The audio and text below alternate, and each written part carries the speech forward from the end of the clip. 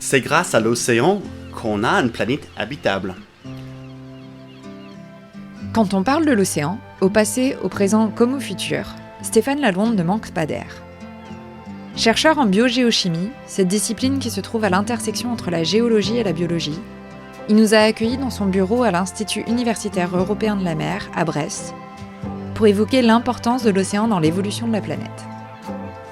Entouré de cailloux et de bouts de roches de toute époque, il nous raconte comment mieux connaître l'océan du passé peut nous aider à anticiper l'océan de demain. Écoutons. Mon métier, je le décrirai moi-même, je suis géobiologiste. Je m'intéresse à l'intersection de la géologie et la biologie, et cette intersection, elle est en grande partie à travers l'océan. Et quand je parle de la biologie, ma définition de biologie est peut-être un peu différente de la plupart des gens, parce que pour moi, la biosphère, elle est largement microbienne. Notre planète est toujours une planète largement microbienne. Tout ce qu'on voit à l'œil nu en termes de la vie, c'est-à-dire les plantes, les animaux, les poissons, etc., ce sont simplement les rares exemplaires de la vie qui a atteint ce taille-là. Mais la vraie diversité génétique, c'est-à-dire l'histoire de l'évolution, se trouve largement chez les bactéries. Autrement dit, on m'a dit que nous sommes génétiquement, les humains, plus proches à un arbre que deux bactéries peuvent être proches à l'une et l'autre. Et la grande majorité de cette diversité se trouve dans l'océan, dans les sédiments marins et dans les sols.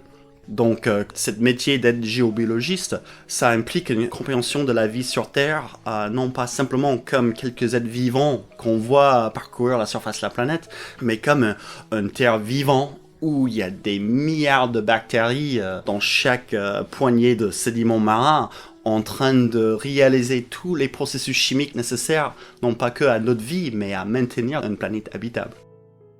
Qu'est-ce qui me motive, c'est de comprendre nos origines. Dans quel contexte la vie a évolué sur la plupart de l'histoire de la planète. Donc la planète, il a un peu plus que 4,5 milliards d'années. Nous n'avons pas de traces de la surface de la planète. Il n'y a aucun caillou préservé qui nous parle des conditions avant 3,8 milliards d'années. Le plus ancien sédiment préservé sur Terre, qui remonte à 3,8 milliards d'années, c'est un sédiment marin. De comprendre l'histoire de l'océan sur des très grandes échelles de temps, c'est de comprendre nos origines. Parce que pendant des milliards d'années, l'évolution de la vie était largement confinée à l'océan.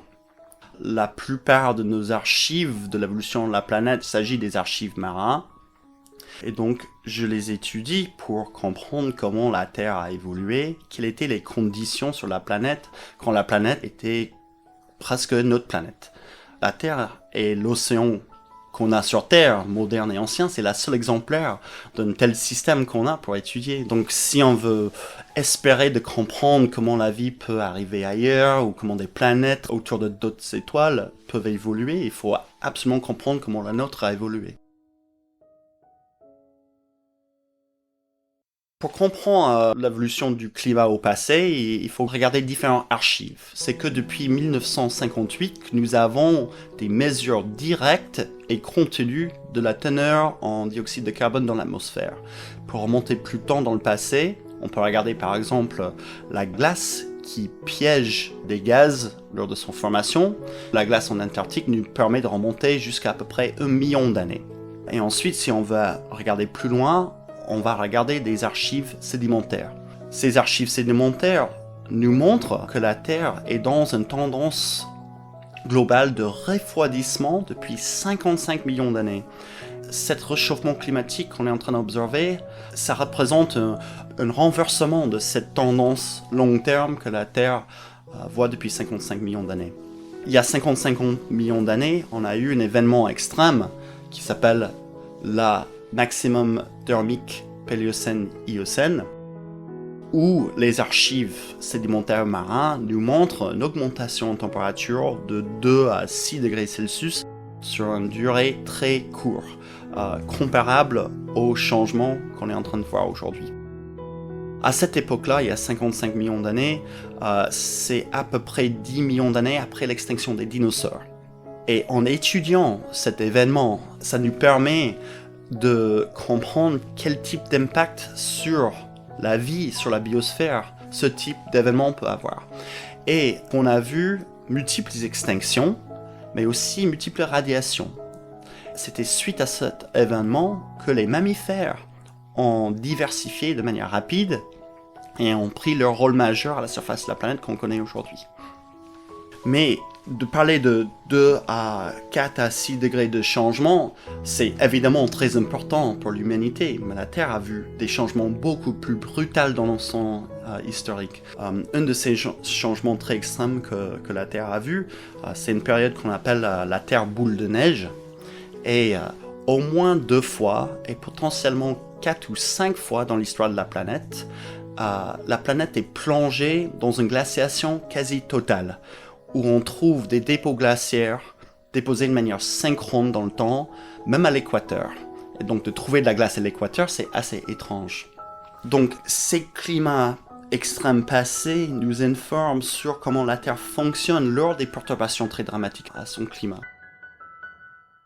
Une partie de mon travail, c'est de regarder l'archive sédimentaire de ces perturbations, de comprendre comment la Terre puisse réagir à des énormes bascules dans son cycle de carbone, pour en partie mieux comprendre comment notre Terre va réagir avec la perturbation qu'on est en train de réaliser maintenant. Donc, qu'est-ce qu'on peut anticiper en tant que conséquence pour la vie face à des changements climatiques importants comme on est en train de voir?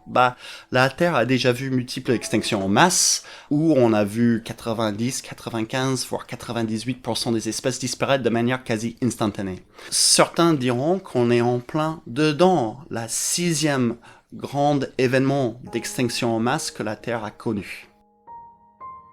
Ici dans ma main, j'ai une caillou qui représente des sédiments marins lithifiés. Donc c'est un ancien fond de l'océan, maintenant cristallisé en roche.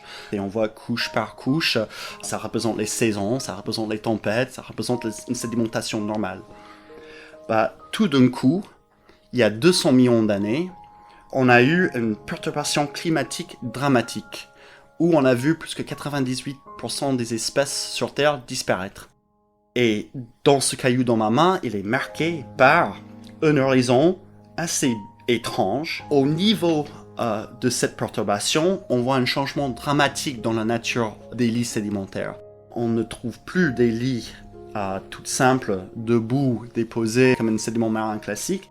Tout d'un coup, on trouve des structures qui ressemblent à des fougères. Et au-dessus, on retrouve des lits sédimentaires, mais ils ne sont plus plats. Ils sont en bulbes, en dômes. Et ces fougères et ces bulbes et ces dômes sédimentaires représentent des structures microbiennes. Tout d'un coup, on est passé d'un monde où on avait des eaux assez claires, remplies de poissons et d'autres animaux. Tout d'un coup, on a cette extinction en masse, un surchauffement de la Terre et une colonisation des sédiments marins par des micro-organismes qui sont normalement inhibés par la biosphère complexe. Mais suite à cette crash de la biosphère multicellulaire et complexe, on retrouve les microbes qui sont typiquement inhibés et ils n'arrivent pas à proliférer. Mais sous ces conditions extrêmes, avec des eaux à 30 ou 40 degrés Celsius, c'est prohibitoire pour des poissons et pour pas mal de poissons et autres. Mais ensuite, les microbes, ils s'adaptent très bien. Donc, qu'est-ce qui s'est arrivé lors de cette extinction? C'est que l'océan est redevenu microbienne.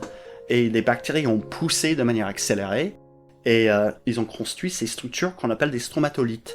Ce sont des colonies de bactéries qui précipitent des minéraux carbonatés comme des corails, mais ce ne sont pas des corails.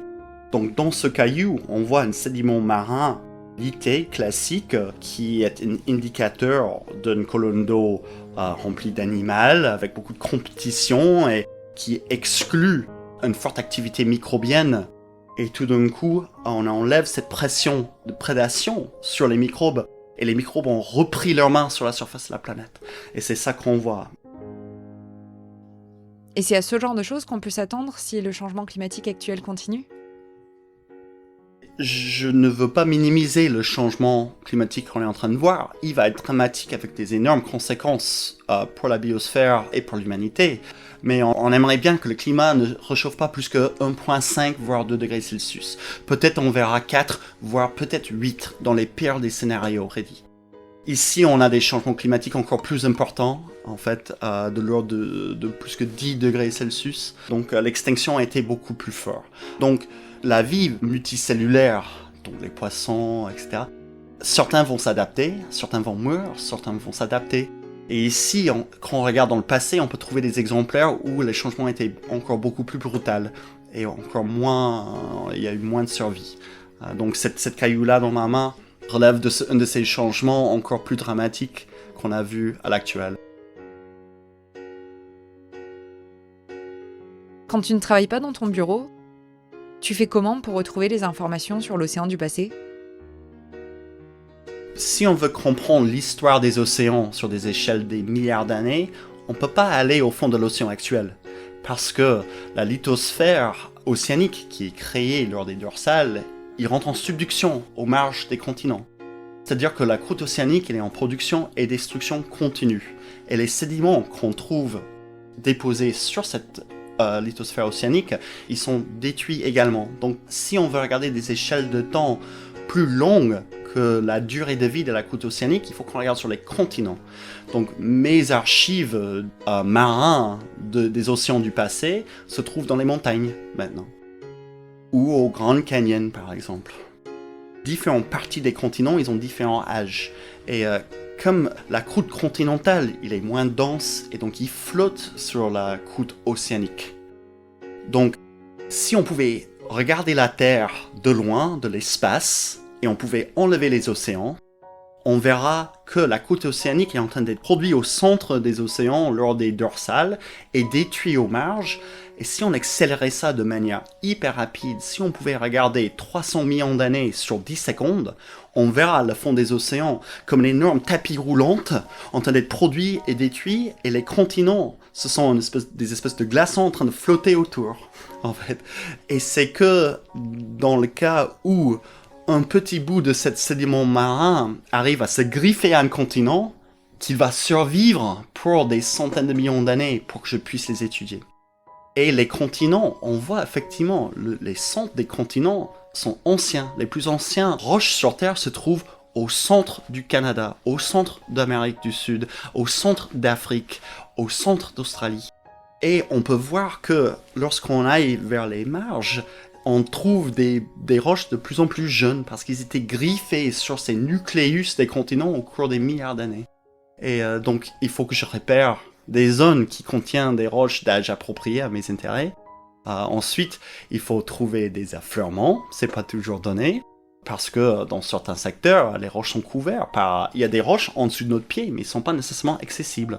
Donc on travaille souvent au bord de mer, où il y a des falaises, on travaille souvent au bord des lacs, on travaille souvent en milieu désertique, où on a les roches exposées à la surface pour qu'on puisse les étudier. Le changement climatique, c'est une source d'inquiétude pour toi ?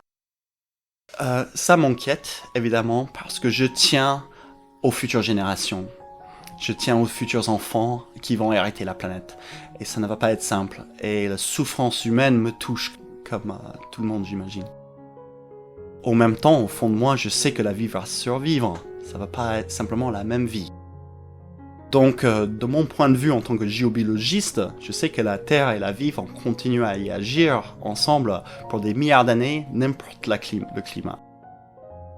Par contre, ça me fait vraiment peur pour les impacts humains. Ils vont être énormes. Donc c'est un peu une question, est-ce qu'on est triste que les dinosaures ils sont extincts ? Ça a dû être pas très agréable pour les dinosaures. Malheureusement, ce sont nous les dinosaures.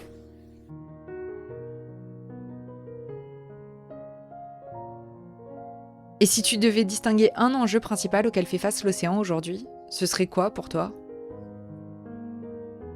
Pour moi, le principal enjeu que l'océan il est face, c'est le changement climatique, il n'y a pas de question. Et ce sont les gaz à effet de serre, c'est le dioxyde de carbone, c'est l'acidification que ce dioxyde de carbone emmène envers l'océan. Et comment on peut sensibiliser à cette question ? En fait, moi, dans ma vie personnelle, j'essaie de faire autant que, je pense comme beaucoup de gens, des gestes où je peux pour limiter mon impact, en fait, en termes d'émissions de CO2 et d'autres gaz à effet de serre. lors du confinement Covid qui était quasi mondial, on a vu une baisse en émissions des gaz à effet de serre qui était au maximum 25% et plutôt autour de 17%. Et ça, c'est qu'on arrête quasi toute activité. On reste chez soi, on fait très très peu en termes de déplacement, en termes de consommation, etc. Donc moi, j'ai vraiment peur que ces actions par les individus ne vont pas suffire. On voit très bien que législations ont été législées d'être confinées. Et ça marche. Donc pour moi, il faut qu'on agisse de manière législative là-dessus. Parce qu'en tant qu'individu, on est assez limité dans notre capacité d'agir. Et il faut vraiment trouver d'autres moyens. Il faut stimuler d'autres moyens de production d'énergie, de transport et autres. Ce sont des incitations très très fortes, c'est-à-dire qui agissent au niveau des corporations multinationaux. Je ne vois pas comment on va s'en sortir. Pour assurer une hausse de température inférieure à 1,5 à 2 degrés Celsius d'ici 2100, la plupart des scénarios n'impliquent pas simplement une réduction de nos émissions à gaz à effet de serre, mais un bilan négatif. C'est pas simplement une question de réduire notre émission, mais il faudrait qu'on puisse vraiment enlever du CO2 du système Terre, en fait de l'atmosphère. Et les technologies, on est en cours d'explorer ces types de technologies, mais on est encore loin. Il faut stimuler ces recherches de manière très importante. Et il faut aussi stimuler des recherches sur des économies énergétiques en carbone zéro, voire carbone négatif, pour qu'on y arrive. Sinon, on est sur des pires des scénarios. Il y a un événement en lien avec l'océan qui t'a particulièrement marqué ? Moi, j'ai tendance de vouloir parler d'un événement dans le passé des océans qui me marque. C'est-à-dire que j'y pense depuis que ma carrière tourne autour, en fait. Donc, l'océan a vu des changements quasi inimaginables dans le passé. Et ce qui m'a marqué le plus, c'était son oxygénation, il y a environ 2,5 milliards d'années. Je pense qu'il y a très peu de gens au courant qu'il y avait très peu de dioxygène libre dans tout le système Terre pour quasi la moitié de son histoire. Et cette molécule oxygène, on le respire tous. C'est vraiment à la base de la vie, comme on le voit en termes de vie multicellulaire macroscopique. Et sa production, sa première production par les bactéries, son accumulation dans l'atmosphère et dans les océans, a ouvert les portes pour l'évolution des organismes comme nous, qui ont des besoins de dioxygène très forts. On ne peut pas être multicellulaire avec des grandes tailles de corps, des besoins énergétiques très forts, sans cette abondance de cette molécule clé d'oxygène. Et donc c'est vraiment l'oxygénation de l'océan, il y a environ 2,5 milliards d'années, qui m'a vraiment frappé en termes d'événements marquants concernant les océans. Si jamais vous ne l'aviez toujours pas compris, quand on parle de protéger l'océan, ou de protéger la planète, c'est une façon polie de dire qu'on veut protéger nos fesses. La planète, l'océan, la vie, essentiellement microbienne d'ailleurs, survivront. Alors en réalité, nous cherchons avant tout à assurer la survie de notre propre espèce. Ces mots peuvent paraître difficiles, voire égoïstes. Pourtant, notre survie implique directement la survie et le bon équilibre de toute une multitude d'écosystèmes. Alors qu'est-ce qu'on attend pour protéger l'océan ? Merci d'avoir écouté cet épisode de Radio See the Future, le podcast où les relations humains-océans prennent toute la place. À bientôt sur sailinghirondelle.com pour une prochaine rencontre.